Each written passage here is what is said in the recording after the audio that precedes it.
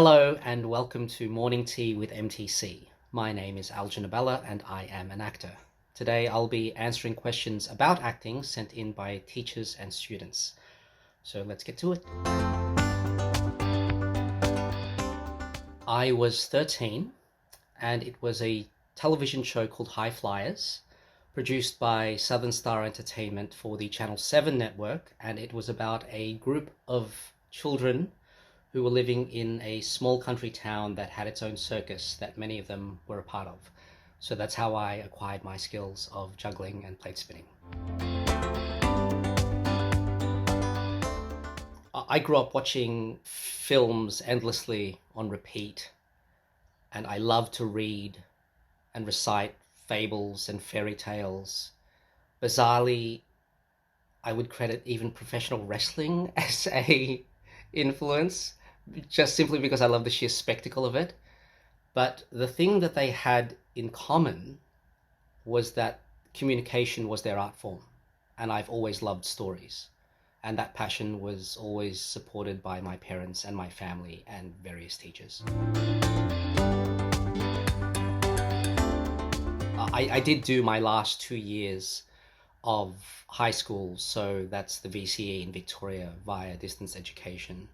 I got my first gig when I was in year 7, and I was fortunate enough to have worked on a production, one production or another, every single year of high school. So it just sort of made sense as I grew up.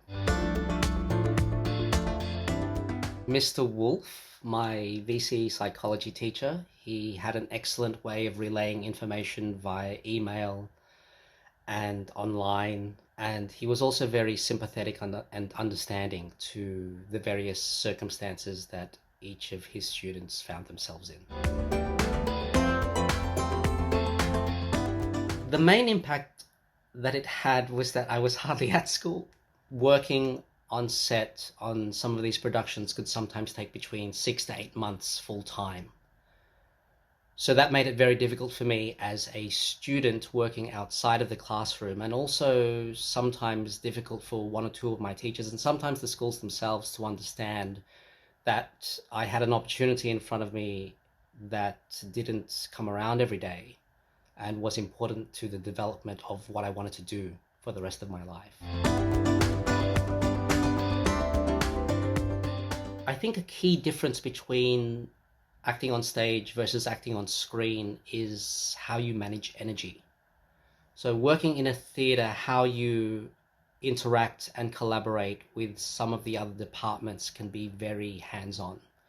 You have the time to experiment, and you have the time to debate ideas, and of course there's nowhere to hide from a live audience.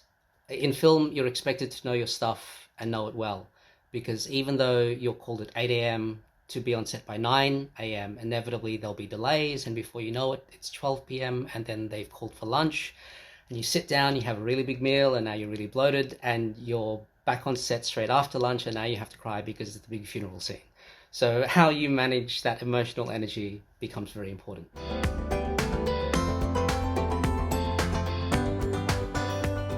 I think about 95% of what I was doing prior to going to the National Institute of Dramatic Art, NIDA, was based on instinct. And whilst that's very important, it can only get you so far. So I was very fortunate. NIDA came at a very formative time in my life. I had teachers who were excellent at teaching technique and who introduced me to the world of theatre. And at the same time, I had a diverse group of classmates who were around me as I matured into a young adult.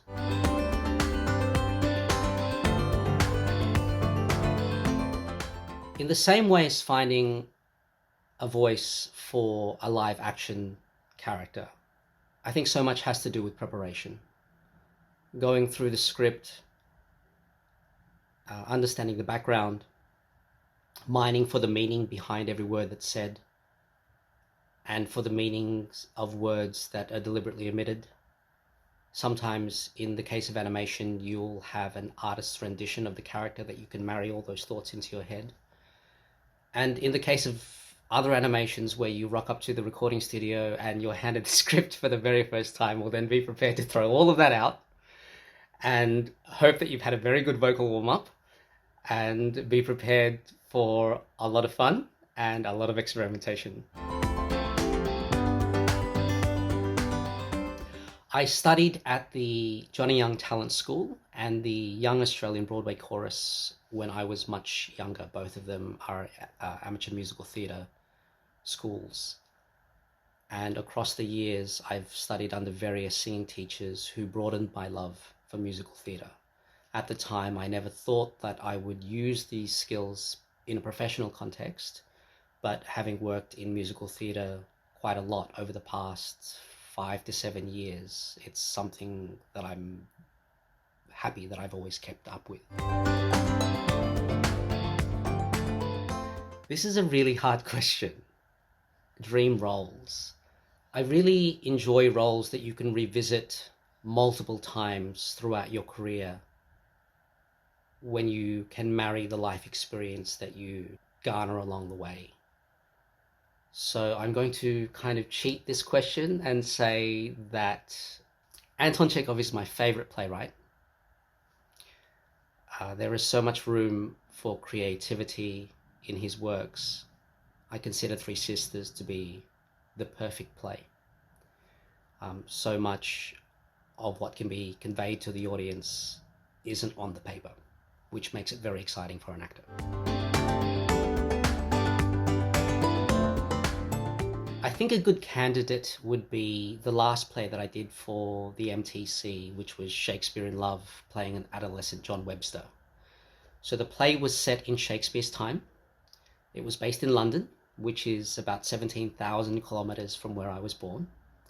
I was playing a character that was based on a real person who was 20 years my junior and who many consider to be the father of Jacobean tragedy.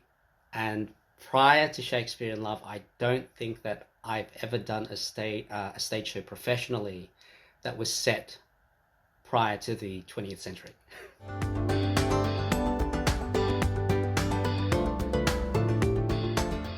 Yes, all the time. There are so many performers who create their own work and who put on one-person shows. I've always said that one of the best things about acting is that you don't need anyone's permission to do it. All you need as an actor is a story to tell and an audience who's willing to listen to it. And creating your own story can be one of the most challenging, but also one of the most satisfying tales you'll ever tell. So good luck.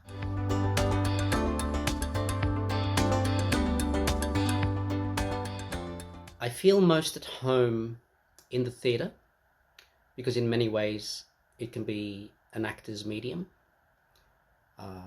I love the excitement of a live audience and that energy with a large group of collaborators. I feel most comfortable on set, probably because it's where I started my career and I enjoy the challenge of putting something down on tape that will be there long after I'm gone. I was actually performing in one of the annual end-of-year concerts of one of the amateur theatre schools that I mentioned earlier. And I didn't know that there was an agent in the audience until a few days later they called and were asking to represent me. So it just goes to show never to take anything for granted because you never know who's in the audience. A project has to excite me. It has to provide something to its audience that's needed in the current climate. It has to be respectful of its subject matter.